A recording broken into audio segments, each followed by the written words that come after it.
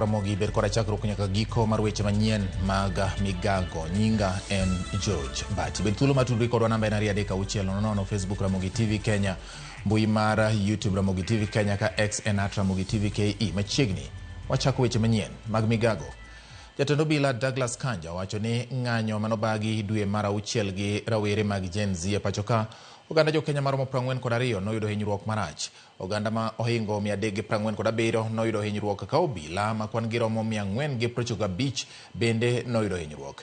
E seche ma obila pod dhi nyime gi timo nonro ewi jago mane ondhi kendo lal godo miru e kinde ng'anyo makamano, oganda ma kwan giromo 57 pok oyangore kama nitiere nyaka gie sani. Ne giloso e nyim komiti mar od bura mochung' ne weche mag arita ewi weche mag ng'wano rando kata teko oganda ma osebedo ka kelo ng'ur e pacho ka.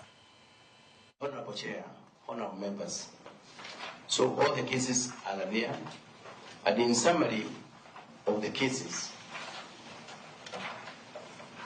the victims, after the report was made, we have already found 22 of them.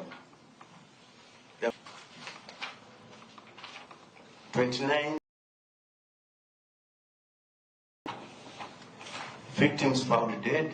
There are 6, making a total of 57 of all those who have been reported missing.